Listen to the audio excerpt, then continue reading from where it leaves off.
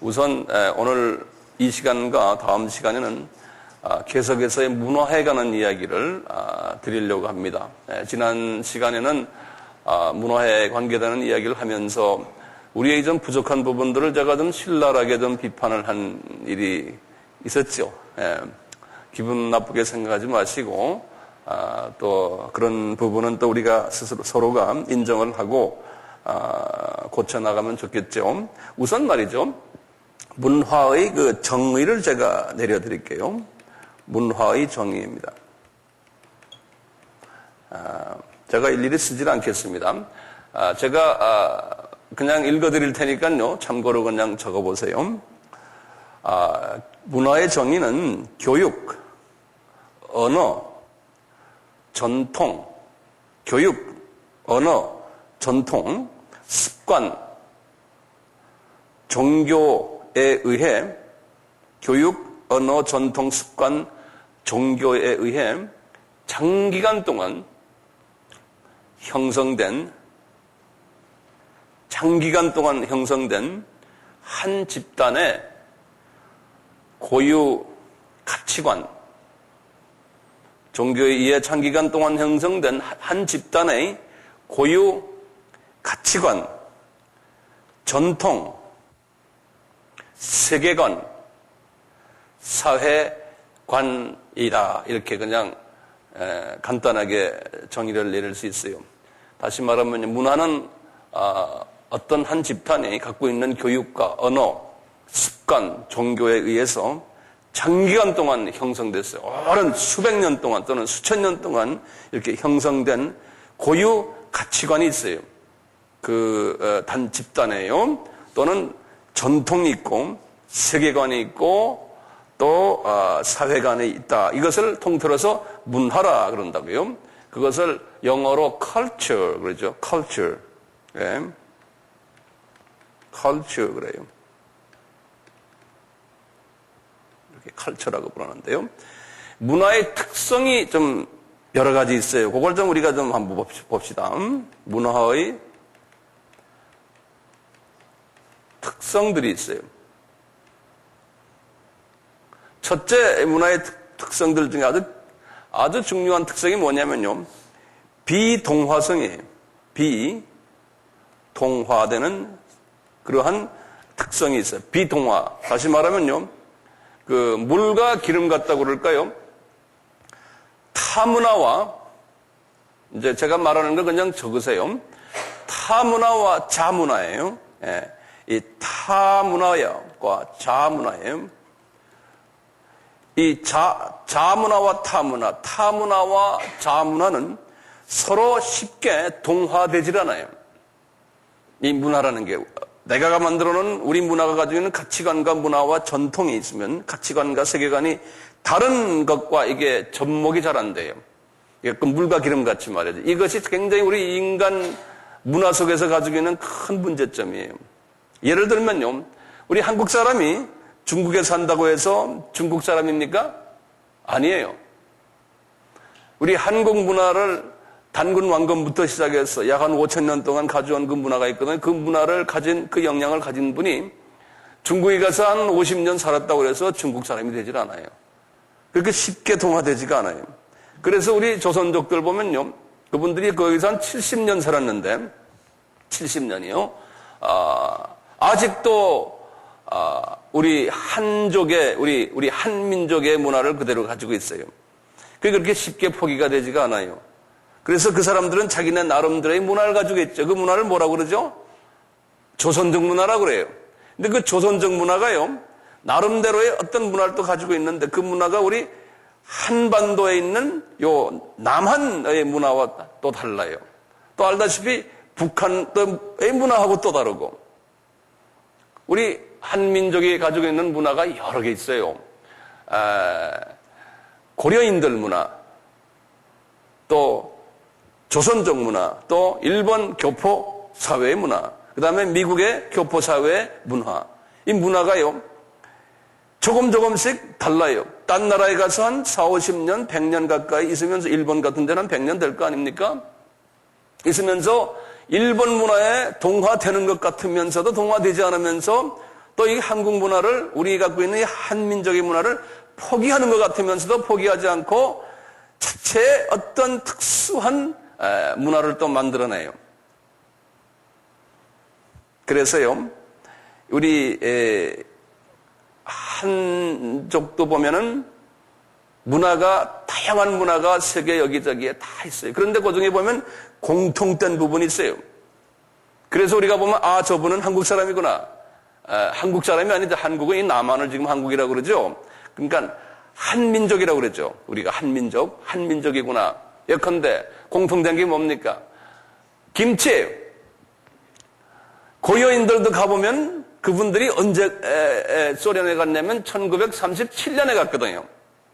스탈린이 37년에 그분들을 그쪽으로 옮겨갔거든요. 그러면 소련 문화를 갖고 있지만 아직도 우리 한민족 문화를 가지고 있어요. 김치, 그 다음에 뭡니까? 가서 보면 된장찌개 먹죠? 네. 그 다음에 라이스, 쌀도 먹고요. 그 다음에 내가 놀란 게 그 조선족들은 가면요, 꼭 우리를 개고기 집에 데려가요. 그분들이 우리 조상들이 먹던 그 개고기를 그대로 먹어요. 중국 사람들도 마찬가지예요. 중국 사람들 개고기 먹지만 우리 조선, 우리 한족속들이, 한민족들이 개고기 먹어요. 그리고 이 민족성의 음식 문화가 그렇게 민족성이 아직도 공통된 점이 있어요. 어디 가나 우리 민족, 제가 한 10가지를 한번 골라봤어요.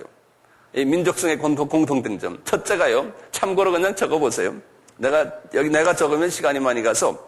첫째, 한 가지 참 재밌는 게 성질 급한 거예요. 그 다음에 어디 가나 단합을 못하는 거예요.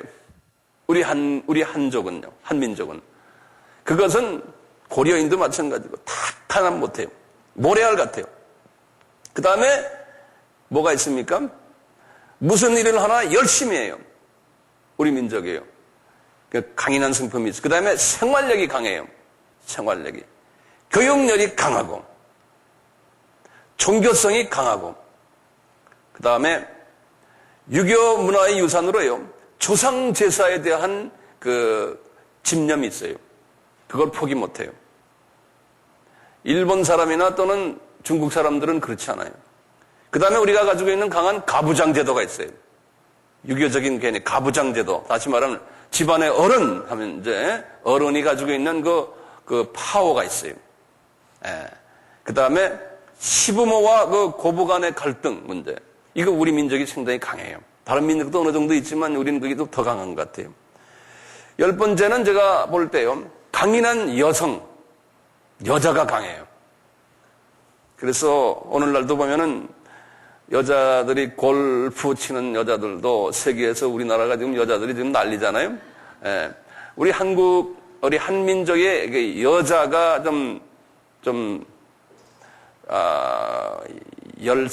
남자가 열성이고 여자는 열성의 반대말이 뭐죠? 우성. 예. 여자가 우성 같아요. 두 번째 문화의 특성 중에요, 이 비동화성입니다. 이 동화가 잘 안 된다는 거예요. 그러면서 제가 말씀드렸죠? 일본에 가 있는 우리 교포들이나 소련에 가 있는 우리 교포들이나 타 문화 안에 들어가 있지만 50년, 100년 돼도 아직도 우리 문화를 그대로 지키고 있다는 거예요. 아직도요. 이게 굉장히 동화되기가 힘든 것이 문화라는 거예요. 두 번째는 뭐냐면요, 문화가 갖고 있는 그 특성 중에 깊은 뿌리성이, 뿌리가 깊어요. 뿌리가 엄청나게 깊어요, 문화가요. 이것은 장기간 동안 형성된 거기 때문에요, 큰 나무처럼 뿌리가 굉장히 깊어요. 민족의 역사가 깊을수록 거기에 비례해서 문화의 뿌리가 깊어요. 문화의 뿌리가요. 그래서요, 그 뿌리가 깊기 때문에요, 나무는 없어진 것 같아요. 조선족들이 중국에 가서 겉모양은 중국 사람 같이 보이지만 그 뿌리가 깊기 때문에 그 뿌리를 다 뽑아내질 못해요.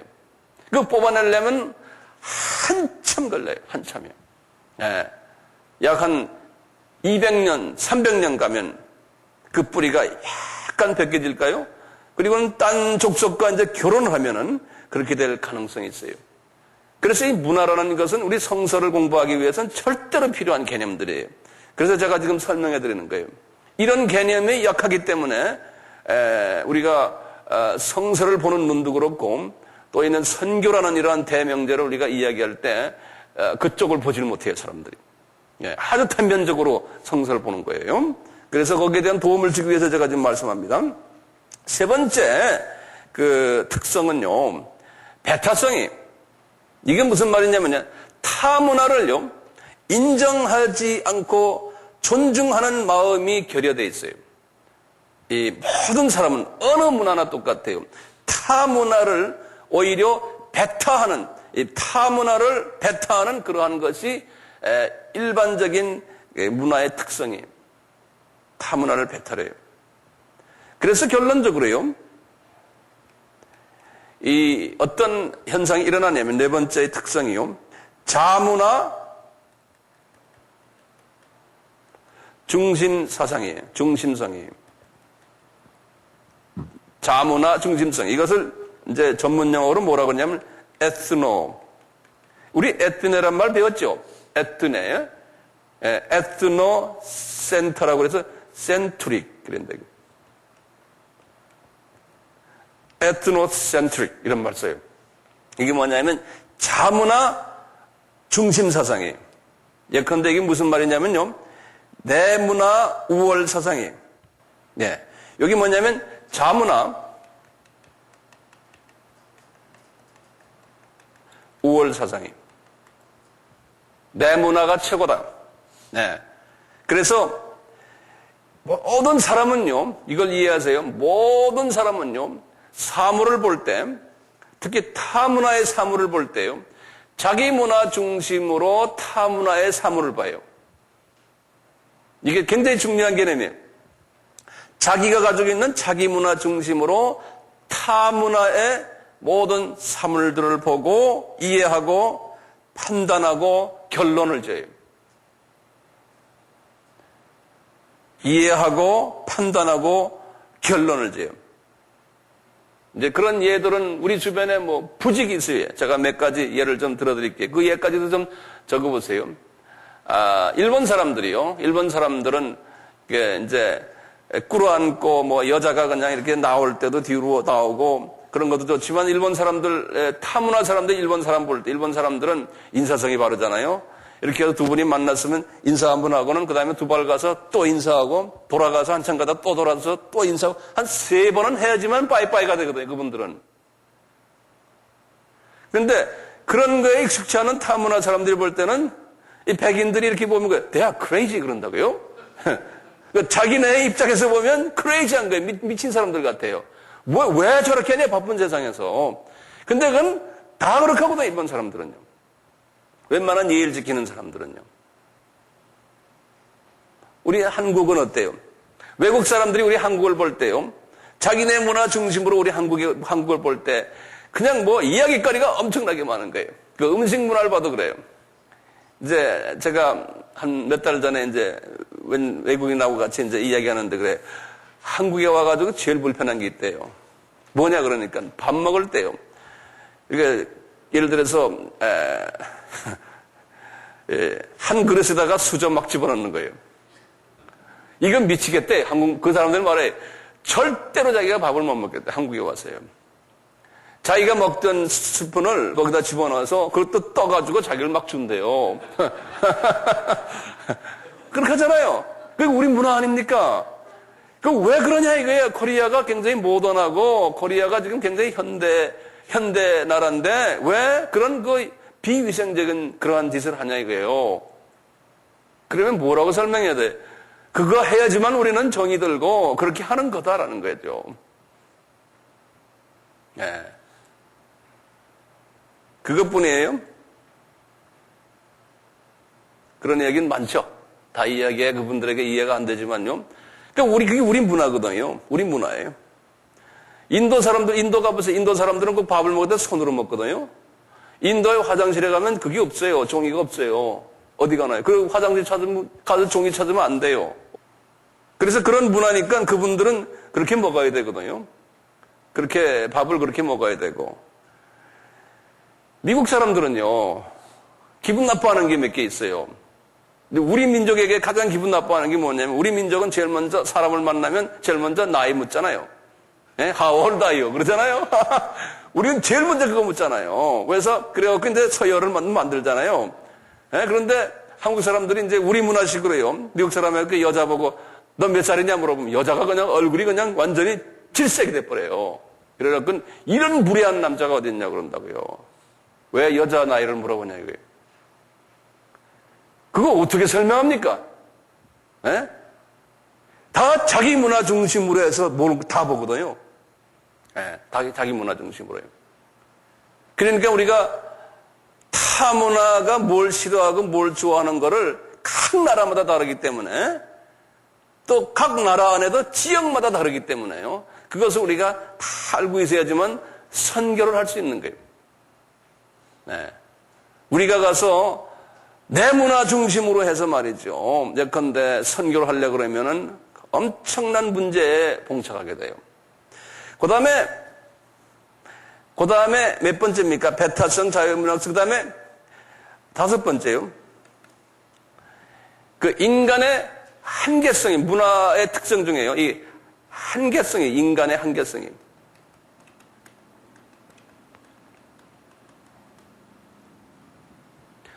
인간은요, 문화적 존재라고 그래요. 그것도 좀 적어놓으세요. 인간은요, 문화적 존재며 인간의 역사는 문화적 산물이에요. 인간의 역사는. 그런데요, 사람은요, 자문화 안에서만 편안함을 느껴요.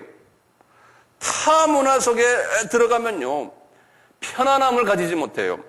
그러니까 사람은요, 한계가 있는 사람이에요. 문화적 한계성을 가지고 있어요. 자문화 안에서만 편안한 거예요. 타문화에 들어가면은 불편해요. 그렇기 때문에 타문화권 사람이 우리가 지금 자문화권 사람들이 앉아 있는데 타문화권 사람이 딱 와서 앉아 있으면 아주 불편해지는 거예요.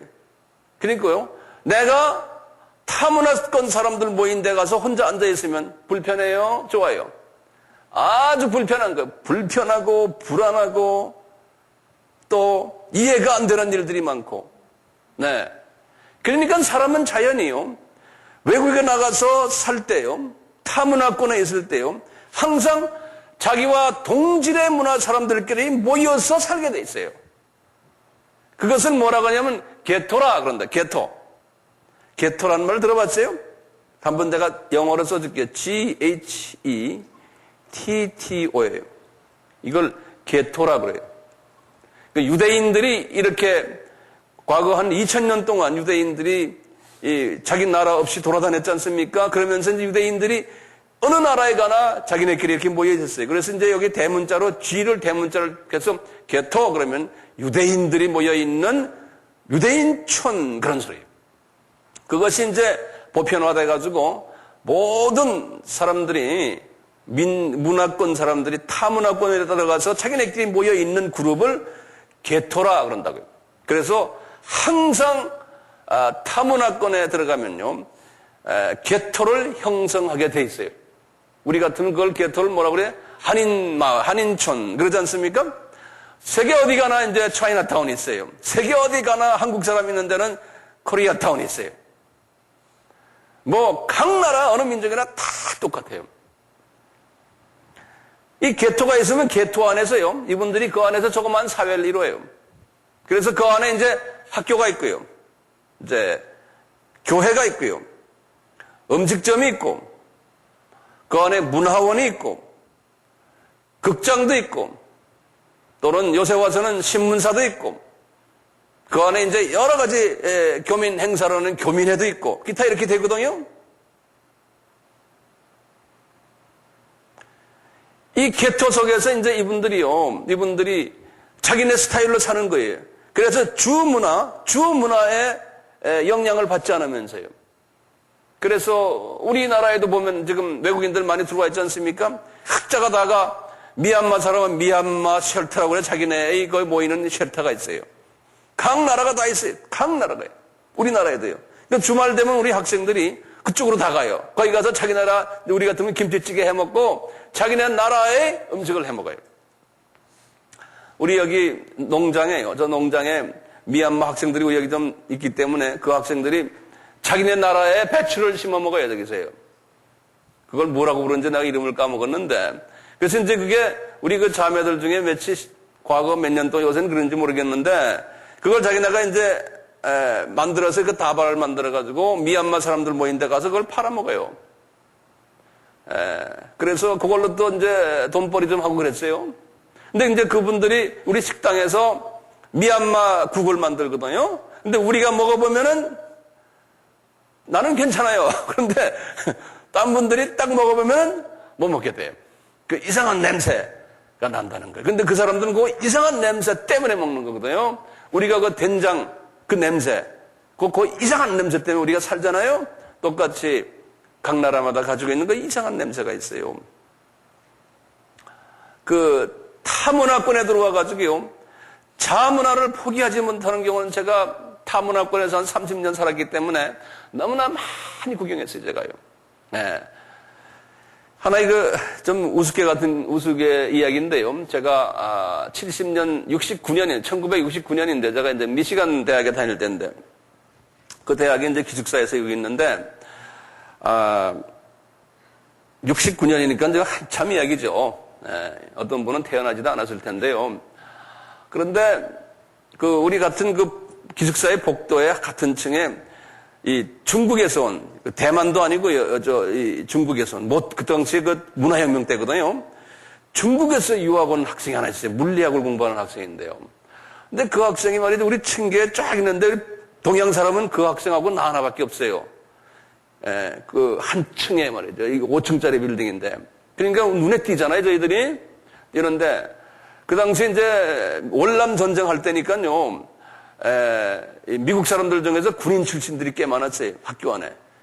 전쟁하다가 다 불벽 메고 그냥 학교 와서 공부하는 아이들, 군복 입고 다니는 놈들 돼서 그 놈이라고 그래서 죄송합니다. 그럴 때인데 이 형제가, 이 차이나 이 형제가 키는 160안 이상 찌던 조그만 형제예요. 그리고 걷는 것도 팔자 걸은 거. 중국 사람도 걷는 거 있잖아요. 동양 사람들. 백인들이 이렇게 덩치 큰 사람들 사이에서 조그만 사람이 팔자 걸고 이러고 다니는 게 얼마나 보기가 이상해요.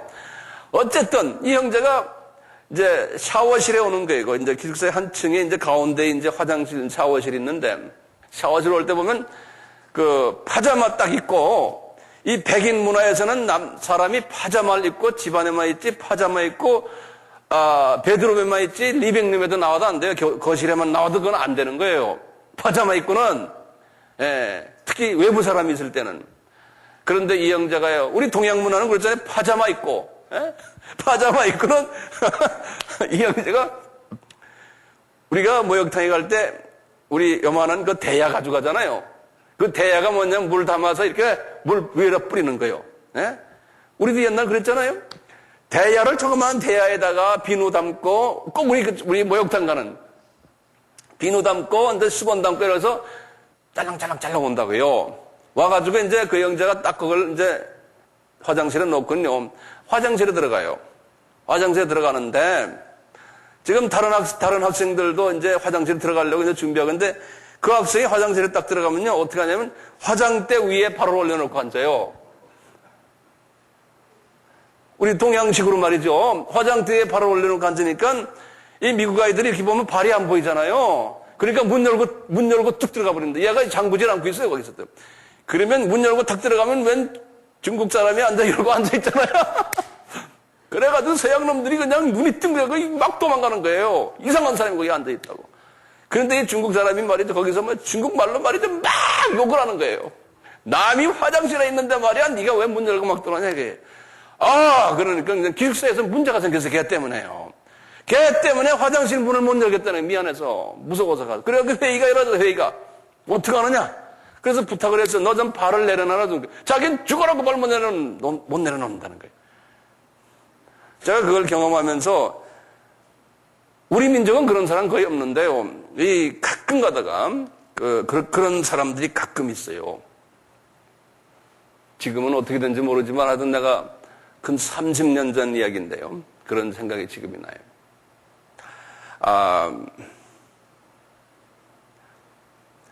그 다음에요. 한 가지 좀 보세요.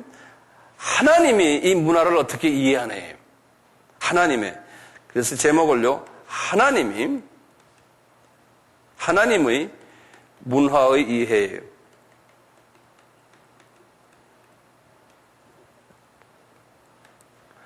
하나님은요, 인간이 이런 문화적 특성을 제가 말씀드렸지 않습니까? 지금 비동화성, 깊은 뿌리성, 배타성, 한계성, 이 인간의 이 문화의 특성을요, 이 문화의 특성을 하나님이 이해할까요? 못할까요? 예? 하나님은 인간의 문화의 특성을 이해를 하세요. 이해하시고 인정하세요. 인정하시고 이것을 또 사용하세요. 하나님께서요.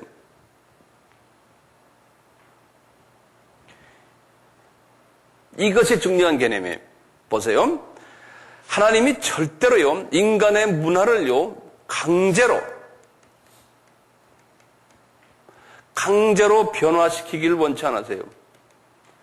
변화를 시키질 않으실래요. 하나님께서는요.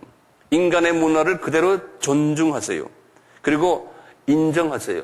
하나님은요. 이게 왜 하나님이 인간을 창조하실 때 문화적 존재로 만드셨기 때문에 하나님은 이 문화를 인정하세요. 각 나라의 문화, 각 족속의 문화를 그대로 인정하세요. 예. 그런데 우리 인간은 자기와 다른 문화에 대해서 배타성을 가지는 게 인간이지 않습니까? 그래서 이제 우리가요, 하나님의 마음에 들려면은요, 나와 다른 문화를 하나님처럼 수용하는 연습을 해야 돼요. 이것이 이제요, 복음을 전하는 선교사로서의 타 문화의 복음을 전하는 사람의 중요한 요소 중에 하나예요. 중요한 요소 중에. 그래서 하나님은 크리스찬들을 둘로 대별했어요. 자기 문화에서만 복음을 전하는 그룹이 있고요. 그 그룹이 누구였어요? 대표되는 분이 지난 시간에 베드로예요. 예. 그리고 타 문화를 향해서 복음을 전하는 대표적인 사람이 누구예요? 바울이에요. 네, 바울이에요. 그래서 이 문화 문제를 가지고요, 우리 하나님이 어떻게 그것을 하나님이 어떻게 하셨냐면, 하나님께서 우리가 이제 하늘나라에 올라가면은 하늘나라에도 하늘나라의 문화가 있어요. 하늘나라가 가지고 있는 가치관과 세계관과 그 안에 있는 모든 전통과 킹덤 오브 갓이라고 해서 하늘나라에 그것이 있거든요. 그 올라가면 되는데요. 우리가 이제 알 수 있는데 하나님이 자기의 사랑을 인간에게 나타내기 위해서 하늘에 그 가지고 있는 하늘나라의 그 엄청난 우리가 이해 못하는 고문화에 고차적인 문화예요. 그 문화를 포기하시고는 사람의 문화로 하나님의 아들인 예수님이 내려오시는 거예요. 사람의 문화권으로요. 그런데 그 하나님이요, 이제 성자 하나님께서 한국에 만약에 오셨더라면 한국인처럼 그대로 행자하셨을 거예요. 그런데 그게 아니고 유대 나라에 내려왔잖아요. 그래서요, 유대 나라에 딱 오셔가지고요, 유대인 사람들의 문화를 그대로 100% 다 수용하시고 유대인의 모습으로 그대로 살으셨어요. 이게 대단히 중요한 개념 중에 또 하나예요. 그것을 뭐라고 그래요? 성육신 그러죠. 하나님의 성육신이, 이것을 영어로는 incarnation 그러거든요. 하나님이 피문화 속 사람들에게 하나님의 메시지를 전하기 위해서, 하나님의 사랑을 전하기 위해서 하나님적인 고차원의 문화의 랭귀지를 쓰지 않으시고 그런 사고방식으로 저차원의 사람에게 말하지 않고 저차원의 레벨로 내려가서 그 사람들의 방법으로 말씀을 하신 거예요. 이것을 성육신이라고 그래요. 내가 예를 들면은 개미하고 이야기하려고 그러면 개미로 돼가지고 개미 문화 속에서 개미 스타일로 개미 랭귀지로 말을 하는 거예요. 그것을 성육신이다 그러는 거예요. 그러니까 하나님의 문화가 인간 문화로 하향 조정한 거예요. 이것을 성육신이라 그래요. 그래서 우리 기독교인들이요, 성서에서는 사도 바울도 그렇고 항상 우리에게 강조해. 너희들 이 성육신의 하나님의 이 이 모습을 닮아라고. 예를 들면은 내가 목사예요. 내가 목사인데 지금 초신자들에게 성서를 가르칠 때요. 내 식으로 목사면서 뭐 박사고 뭐 어쩌고 저쩌고 뭐가 많아요.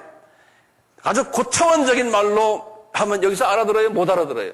그러니까 말을 쉬운 말로 아주 초신자적인 말로 말을 바꿔가지고 문화를 그 문화에 맞춰가지고 말을 해줘야 돼요.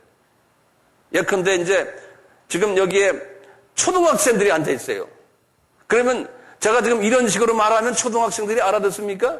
같은 이 메시지를 이렇게 하면 초등학교식으로 내가 행동을 해야 돼. 얘들아 있지? 말을 완전히 바꿔가지고요. 문화란 거 그거 어렵지? 그게 뭔지 아냐? 그리고 연극도 좀 해주고 뭐 그림도 좀 그려주고 누가 나와서 또 한번 또 모범도 보여주고 이러면서 해서 얘들이 알아듣도록 해줘야 돼요. 그 문화에 들어갔어요. 이야기해줘야 되거든요. 그러니까 저는 영어권 사람들을 만나면 완전히 서양 사람 스타일로 제가 해요. 그럼 누가 보면 깜짝 놀라요. 저 사람이 말이야. 저 사람 아메리칸 본이냐? 이렇게도 물어보는 사람이 뭐냐면 완전히 영어권 사람 같이 그렇게 하나님을 그냥 싹 완전히 칼라를 변하게 해요. 말을 투고 먹어요. 예. 그리고 제3세계 사람들 보면 또 그런 스타일이라고요. 한국 사람들 보면 아직 제가 좀 덜 돼서 아직 한국 사람들에게 잘 못하는 것 같아요. 예. 이게 변하려고요. 왜냐하면 메시지를 전하기 위해서는 그 수준으로 자꾸 변해가줘야 돼요. 그게 예수님이 우리에게 원하시는 거거든. 자, 그럼 한번 우리가 봅시다. 유대 문화화된 예수님의 모습을 한번 봐요.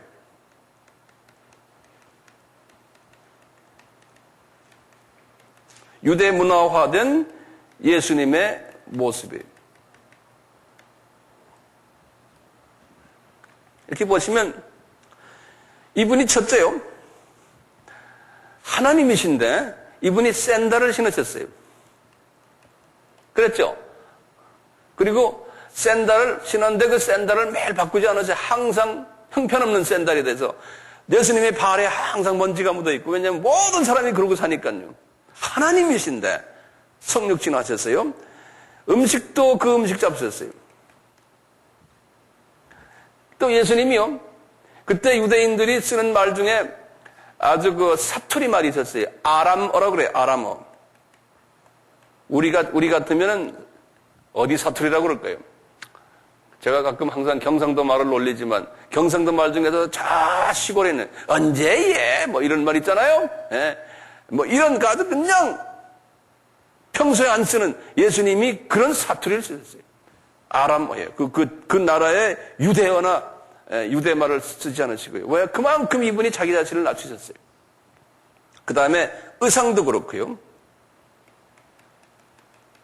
그 다음에 그분이 성경을 하늘나라의 메시지를 전하실 때 꼭 예화도요. 그 문화에 관계되는 예화를 드렸어요. 그 문화적 예화도 똑같이 그 나라의 사람들이 쓰는 이야기를 가지고 예화를 드셨어요. 그래야 사람들이 알아듣잖아요. 예? 그리고 예수님 보세요. 그 당시에 로마 식민지가 그 나라를 지고 있었는데요. 로마 식민지의 그 제도를 인정하셨어요. 네, 이 제도를요. 정치 제도를요. 하나님은 역사의 준이시기 때문에 이분이 다 계획 속에서 로마 정부가 그 나라를 점령하게 만들었거든요. 그걸 다 인정하셨어요. 그래서 가이사 황제 시자 황제거든요. 로마 제국의 대제국의 왕제죠. 그분에게 세금 낼 건 내라는 거예요. 이렇게 말씀하시고요. 다 인정하셨어요. 그것뿐입니까? 우리 예수님께서 구약에서 절기를 잘 지켜라. 구약에 나오는 모든 7절기가 있지 않습니까? 7절기요.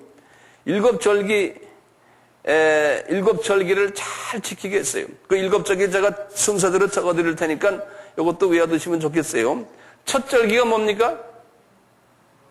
6월절이죠. 6월절. 두 번째 절기요? 네? 무교절이죠. 세 번째 절기가 초실절이죠. 네 번째 절기가 오순절이죠. 다섯 번째 나팔절이에요. 그 다음에 속죄절이에요. 그 다음에 7번째 절기가 무슨 절기예요? 장막절이에요. 또는 초막절 그러죠. 요 절기를 유대인들에게 줘가지고 계속 지키라고 명령했거든요.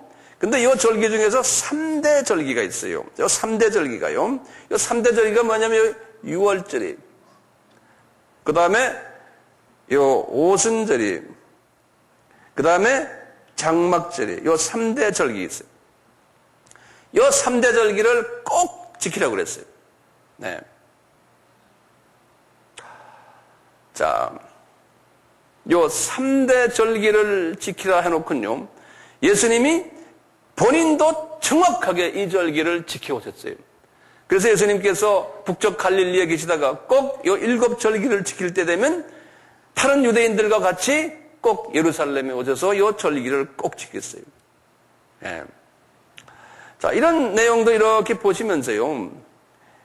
예수님께서 지금 왜 이렇게 문화와 관계되는 일들을 하나님께서 이렇게 보여주시나를 내가 좀 말씀을 드리려고 그래요. 우리가 지금 이번 이 학기에 아브라함과의 계약이라는 말씀을 한 거 기억나시죠? 예? 그래서 한번 보세요. 그걸 아브라함과의 계약. 이게 성경 말씀이 어디에 나오던가요? 창세기 12장 2절과 3절이죠. 이걸 영어로 뭐라고 그랬던가요? 아브라하믹 커버넌트라고 내가 말씀드렸어요. 아브라하믹 한번 따라 해보시겠어요? 아브라하믹 액센트가 하에 있어요. 아브라하믹 한번 따라 아브라하믹 더 크게 해보세요. 아브라하믹 커버넌트 카에 있어요. 커버넌트 도레미파소리 커버넌트 그래요. 이 커버넌트란 말은 이게 계약이라는 소리. 하나님과 아브라함과 하나님께서 계약, 법적인 계약하셨다는 거예요. 계약이요. 계약이라는 말인데요. 이 계약은 첫째가 뭐였던가요? 아브라함아 첫째 계약은 2절에 아브라함아 내가 내 민족에게 복을 내려주겠다 이 말이죠. 고개가 끄떡끄떡 안 되는데요. 좀 잊어버리신 것 같아요. 이거 잊어버리시면 안 되는데 첫째 그것을 제가 상단복이라 그렇게 말했죠. 예, 상단복이라. 이걸 영어로는 top line blessing 그래요. 이 말은 아브라함아 내가 네 자손에게 유대인들에게 복을 내리겠다는 거예요. 유대인들에게. 그러니까 유대인들 복음화에 유대인들 복음화에. 그리고는 하단복에 3절에 가세요. 이제 이건 2절이고 3절에서는 이 너희들을 통해서 이 유대인들을 통해서 유대인 중에 나중에 한 시드 한 자손이에요. 이 분이 누구냐면 예수님이에요. 예수님을 통해서 만민은 뭐라고 그랬습니까? All the nations. 그럼 다시 말하면 모든 문화 족속들이 언어 문화 족속들이 우리 같으면 지금 우리 같으면 조선족 고려인 우리 남쪽 북쪽 미국의 일본 이 모든 다른 언어 민족들이에요. 이 민족들이 복음을 받겠다. 복을 받겠다는 거예요. 그게 하단 그 복이거든요. 하단복이에요. 이것을 이루기 위해서요. 하나님께서 어떻게 하셨냐면요. 이것을 이루기 위해서 하나님께서는 요 개념을 잘 알아주시길 바라요. 먼저 복음화 순서예요. 복음화 순서가 첫째가 뭐냐면 첫째 유대인들의 복음화예요. 유대인들인데 유대인들 일부만 복음화되는 거예요. 일부만 복음화예요. 그래서 12제자들, 그 다음에 70인들, 이렇게 쭉 가다가 나중에 이제, 요분들이 소수가 누구에게 복음화 시키냐면요. 디아스포라라고 그랬죠. 디아스포라라는 말은 뭐였던가요? 요거는 이방에 나가 살고 있는 유대인들. 요걸 디아스포라라고 그러더요. 요 유대인들을 통해서 디아스포라가 복음화가 되고요. 요 디아스포라는 이미 이방 문화를 가지고 있는 사람들이에요. 그래서 이게 다리 역할을 하는 사람들이, 이분들은 다리 역할이요. 그래서 이제 이 디아스포라를 통해서 이제는 완전 이방인으로 넘어가요, 복음이.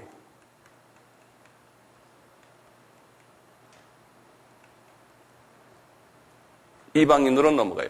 그 다음에 요 이방인의 숫자가 이방으로 넘어가면서요. 이방으로 넘어가면서 유대인들, 나머지 유대인들, 그 다음에 유대인 크리스천들이 전부 예수님을 보지 못하게 눈이 감겨져 버려요. 이제 그게 1세기 때 일어났는데요. 그리고는 복음이 완전히 이방인으로 넘어가서요. 이방인의 숫자가 있어요. 하나님이 예정된 숫자가 있어요. 그 숫자가 찰 때 유대인들이 다시 눈을 뜬다고 그랬어요. 예수님을 만난다고 그랬어요. 거기에 대해서는 내가 나중에 자세히 말씀을 또 다른 토픽 때 말씀드리겠어요. 여기 이제 복음화의 순서거든요. 자, 그랬어요. 이 하나님께서 지금 아브라하믹 커버넌트, 내가 AC라고 불러요. 이 AC를 이루기 위해서요. 이루시기 위해 어떻게 하나님께서 역사 속에서 역사하는를 잠깐 한번 봅시다. AC, 아브라함이 카버넌트를 이루기 위해서 하나님이 하시는 그 역사함을 봐요. 이제 우선 유대인들이 지금 단일 문화권인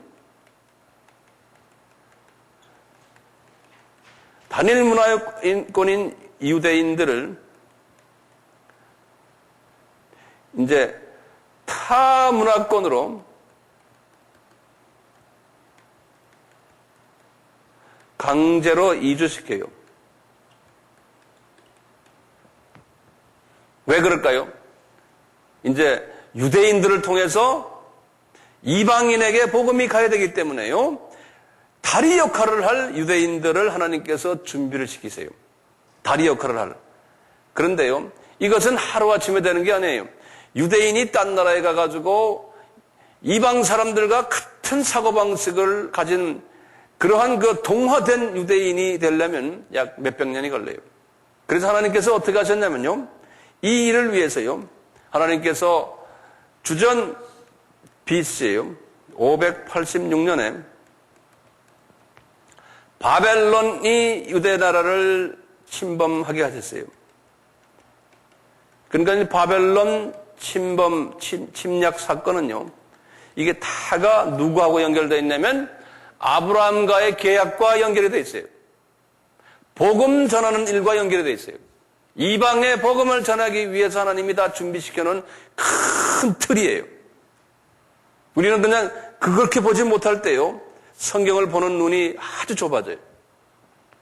그래갖고 그 당시에 유대인들, 이스라엘 사람들 합하면 적어도 한 300만 명은 됐거든요. 적어도요. 이분들이 다 바벨론 왕국에 다 흩어져 버렸어요. 흩어졌어요. 그래가지고 몇 년 있다가 본국으로 돌아왔어요. 70년 후에 이제 본국으로 귀환했는데요. 요 귀환할 때 놀랄게도요. 약 5만 명만 귀환했어요. 그러니까 거기에서 약 300만 명의 유대인들이 외국에서 살다가 예루살렘과 그 유대 땅에 귀환한 분은 5만 명밖에 안 돼요. 이게 하나님의 계획이에요. 그러니까 나머지 분들은 다 외지에 가서 살았어요. 예수님 오시기 몇백 년 전입니까? 약 한 500년 전이에요. 이게 디아스포라의 시작이에요. 디아스포라의 시작이에요.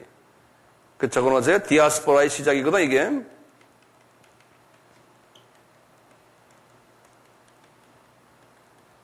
그러니까 유대인들은 그때부터요, 완전히 국제화된 민족이었어요. 이분들이 이렇게 벌려 있으면서요, 7절기 중에 3절기 기억나시죠?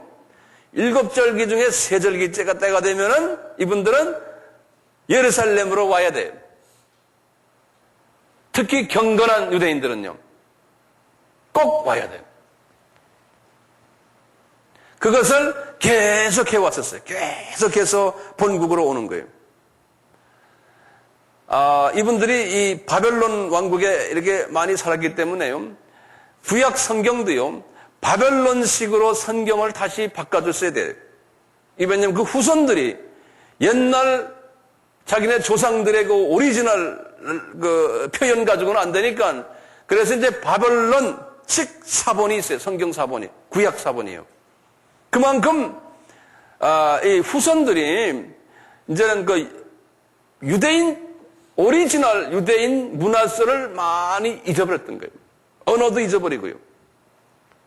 그 후에 또 특히요, 유대인들이 어디에 많이 퍼졌냐면, 이 바벨론 왕국 중에서도, 이 아프리카 쪽인, 특히 그 알렉산드라고 그래요. 그게 이제 여기 이렇게 보시면 이게 이스라엘이고요. 바로 옆에 여기가 애굽이거든. 애굽. 여기 이제 애굽 나라인데요. 애굽 나라의 해변가에 우리 같은 부산 같은 제일 유명한 도시가 있어요. 요 도시 이름이 알렉산드라고 그래요. 지금도 있어요. 알렉산드. 그러니까 이스라엘과 아주 가까이 있는 애굽의 도시인데요. 이 도시는요, 이스라엘 사람이 가장 많이 살았던 도시예요. 이 도시가요. 네.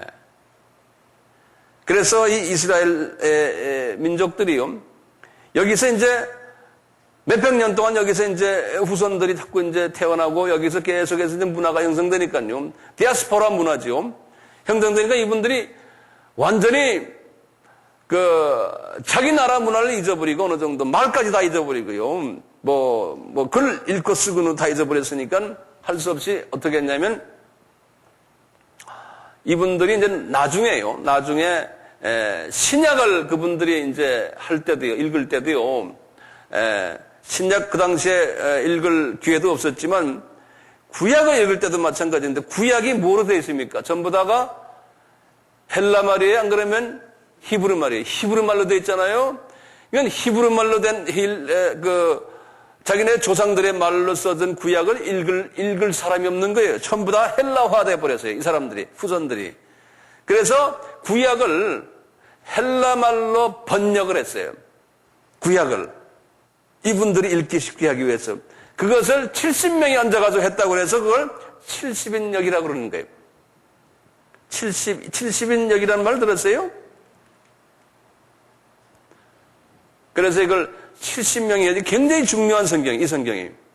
그래서 이 70인역에 의해서 오늘날 구약이 오늘날 구약이 해석되고 구약이 이해되고 하는데 이 70인역의 역할을 엄청나게 많이 했어요. 이분들의 성경이. 네. 이런 식으로 이분들이 퍼져서 살았어요. 이렇게 퍼져서 살았거든요. 자, 이게 7절기마다 이분들도 예루살렘에 왔어요. 자, 그럴 때요, 이제 우리가 유명한 사건이 벌어지죠. 어떻게 했습니까? 이럴 때 오순절 사건 때 어떻게 됐어요? 우리 지난번에 한번 봤죠? 이제 오순절 때 어떻게 됐어요? 사도행전 2장에 오순절 때 백이신 문도에게 성령이 내리고요. 백이신 문도에게 이제 성령님이 내리시곤 이분들이 막 방언을 하는데 무슨 방언을 했다고 그랬어요? 지금 예루살렘에 지금 와 있는 이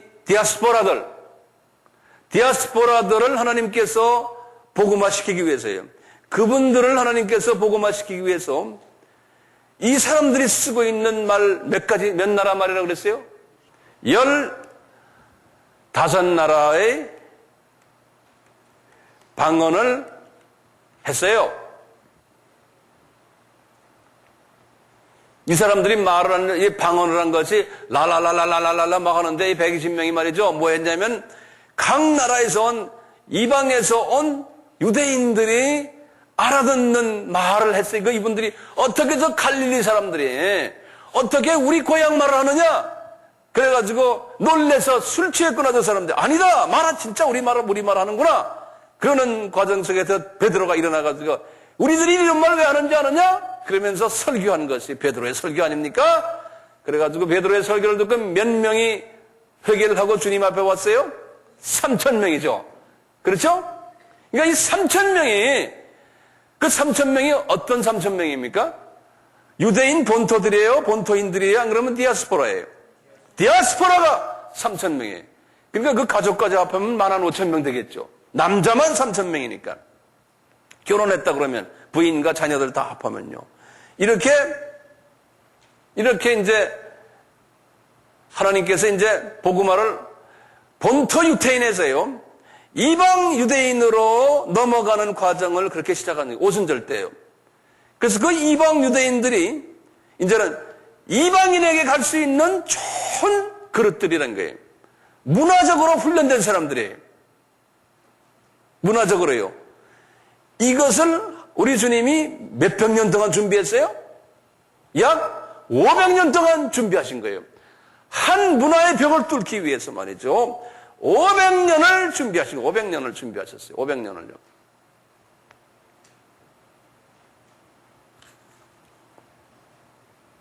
예루살렘 교회가 이제 형성이 됐어요. 그 안에 그러니까 본토 출신의 크리스천들이 있었고 디아스포라 출신의 기독교인들도 같이 섞여 있었지 않습니까? 이 안에서 이제 갈등들이 있었다고 제가 지난 시간에 말씀드렸죠. 그것도 기억 안 나시면 안 되죠. 나죠? 네. 그런데 이 본토 출신의 12 제자들은 그 이방 출신들에게 또는 이방 사람들에게 유대 나라에 와 있는 이방 사람들에게도 복음을 전하는데 우둔했어요. 그분들이 왜 그러겠어요? 자문화 중심 사상이 있기 때문에 그래요. 우리도 마찬가지예요. 여기에 지금 우리나라에요. 많은 이방 사람들이 와 있는데 이방인을 향해서 복음을 전하는 마음이 여러분들이 있어요, 없어요? 없죠. 왜? 불편해요, 우선. 우리끼리 앉아있는 게 훨씬 편하지. 이 건물 안에서도 마찬가지예요. 다 문화권 사람들이 여기 있는데도 불편해요. 그러니까 이 문화라는 게 얼마나 무서운 존재인지 몰라요. 그러니까 우리 베드로 선생님도 타 문화에서 살지 않았던 분이고 차문화권 안에서 계셨던 분이기 때문에 이분은 문화의 벽을 넘을 수가 없었어요. 하나님께서 그분은 그러니까요, 우리 갈라디아서 2장에도 나오지만 이분은 할례자들을 위한 사도다 그랬어요. 그러니까 자기 민족을 위해서 하나님께서 준비해 놓은 사도라는 거예요. 그런데 바울은 이방 민족을 향해서 세워놓은 하나님의 사도다 이렇게 딱 구분을 시켜버렸어요. 오늘날도 마찬가지예요. 우리 민족 중에서도요, 많은 분들은, 대부분 사람들은 다 우리 한민족 복음화를 위해서 하나님이 부르신 하나님의 종들이에요. 그런데 그렇지 않는 소수의 사람들은 하나님이 훈련시켜서 타민족에게 복음을 전하도록 하나님께서 우리 민족을 또 부른 분들이 있어요. 이 예루살렘 교회 안에서요, 타민족에게 복음을 전하도록 하나님께서 준비하신 디아스포라들이 있었어요. 그분들이 누군지 아세요? 그 안에 이제 뭐냐면 우선 적어 놓으실래요? 바나바예요. 바나바는 이미 그분도 디아스포라 출신이에요. 그 다음에 7 집사님들 계셨어요. 스데반이에요. 빌립이에요. 대표적인 거예요. 그리고는 그 안에요, 예수님의 십자가를 미고 가던 사람이 있었어요. 그분이 누구였는가? 구레네 시몬의, 구레네에 산, 구레네가 어디냐면 지금의 리비아예요. 리비아. 카다피 대통령이 있는데요. 그 구레네로 이민 갔던 유대인, 6월절 때 6월절 지키러 왔던 분이에요. 그러다가 예수님 십자가 바로 밑을 지나가다 그대로 잡혀가지고 이분이 예수님의 십자가를 졌잖아요. 그것도 하나님이 다 정해놓으신 예정 속에 들어있거든요. 이분이 십자가를 지고 갔으니까 예수님이 십자가에 달리실 때 분명히 예수님 십자가 바로 밑에 있었을 거예요. 수없는 디아스포라 중에서요, 이분은 하나님이 택하셔가지고 하나님이 후속의 사건을 지금 일으키는 그 사건에 바로 코 밑에 앉았던 분이 이 시몬이에요. 이게 보통 은혜입니까? 그래서 이분이요, 120문도 속에 들어갔을 거예요, 분명히. 그래가지고 이 오순절 사건을 통한 다음에 예루살렘 교회에 아주 지도적인 인물이 됐다가 예루살렘 교회가 막 핍박을 받아 흐트러질 때 이분은 어디까지 갔냐면 안디옥 교회까지 갔어요. 나중에 이제 제가 다음 시간에 말씀드리지만요, 안디옥 교회 가가지고요, 바나바가 거기에 당회장이고 이분은 부당회장이었어요. 이 시몬이요. 근데 이 시몬 이분이 아주 정 멋있는 분이신 게, 이분은 자기 철을요, 그 사모님을 사도 바울에게 붙여가지고 사도 바울이 1차, 2차, 3차 여행을 다닐 때 항상 사도 바울을 따라다니면서 라면 끓여주고 빨래해주고 사도 바울의 어머니 역할을 하셨다라고 사도 바울이 로마서 16장에서 말씀하세요. 이 시므온의 어머니가, 시므온의 와이프의 어머니가 아니고요, 이렇게 선교 마인드를 가졌던 이유가 왜 그래요? 이분들은 이미 디아스포라로 이미 저쪽에 가서 문화적인 훈련을 다 받은 사람이기 때문에 그것이 가능했던 거예요. 이분들이 다가 안디옥 교회의 개척자들이었어요. 하나님이 바울도 그렇게 준비하셨어요. 바울도요.